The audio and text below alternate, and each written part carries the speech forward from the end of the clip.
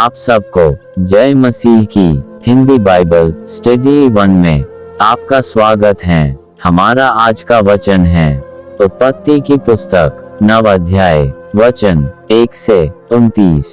फिर परमेश्वर ने नूह और उसके पुत्रों को आशीष दी और उनसे कहा कि फूलो फलो और बढ़ो और पृथ्वी में भर जाओ, और तुम्हारा डर और भय पृथ्वी के सब पशुओं और आकाश के सब पक्षियों और भूमि पर के सब रेंगने वाले जंतुओं और समुद्र की सब मछलियों पर बना रहेगा। वे सब तुम्हारे वश में कर दिए जाते हैं। सब चलने वाले जंतु तुम्हारा आहार होंगे। जैसा तुमको हरे हरे छोटे पेड़ दिए थे, वैसा ही अब सब कुछ देता हूँ। पर मांस को प्राण समेत अर्थात लोहू समेत तुम न खाना, और निश्चय मैं तुम्हारा लोहू अर्थात प्राण का पलटा लूंगा। सब पशुओं और मनुष्यों दोनों से मैं उसे लूंगा। मनुष्य के प्राण का पलटा मैं एक एक के भाई बंधु से लूंगा। जो कोई मनुष्य का लोहू बहाएगा, उसका लोहू मनुष्य ही से बहाया जाएगा, क्योंकि परमेश्वर ने मनुष्य को अपने ही स्वरूप के अनुसार बनाया है। और तुम तो फूलो फलो और बढ़ो और पृथ्वी में बहुत बच्चे जन्मा के उसमें भर जाओ।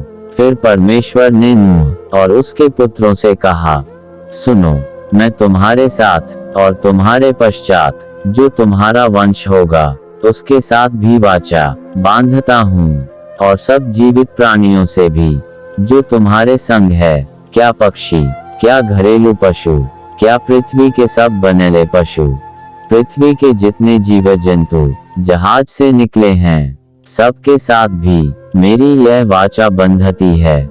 और मैं तुम्हारे साथ अपनी इस वाचा को पूरा करूंगा कि सब प्राणी फिर जल प्रलय से नाश न होंगे, और पृथ्वी के नाश करने के लिए फिर जल प्रलय न होगा।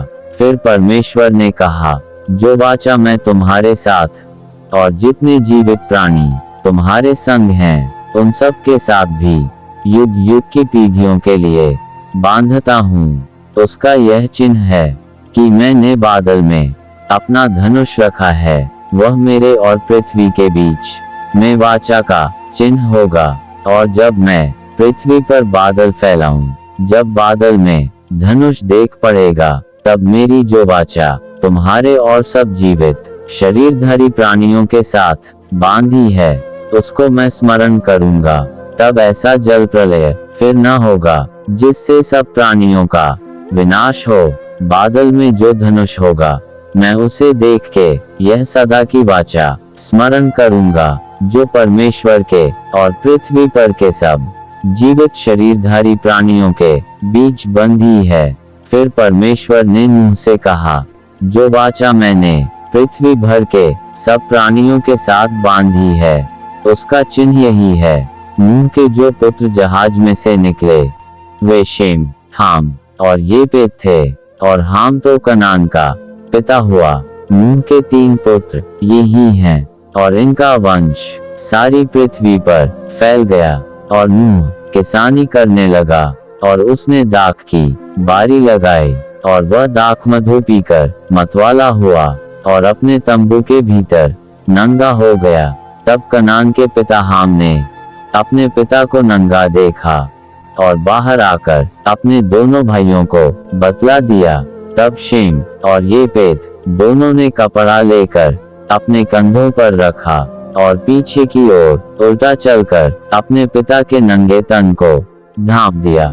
और वे अपना मुख पीछे किए हुए थे, इसलिए उन्होंने अपने पिता को नंगा न देखा। जब नूह का नशा उतर गया, तब उसने जान लिया कि उसके छोटे पुत्र ने उससे क्या किया है। इसलिए उसने कहा, कनान शापित हो, वह अपने भाई बंधुओं के दासों का दास हो। फिर उसने कहा, शेम का परमेश्वर यहोवा धन्य है, और कनान शेम का दास होवे। परमेश्वर येपेत के वंश को फैलाए, और वह शेम के तंबुओं में बसे, और कनान उसका दास होवे। जल प्रलय के पश्चात नूह 350 वर्ष जीवित रहा, और नूह की कुल अवस्था 950 वर्ष की हुई। तत्पश्चात वह मर गया।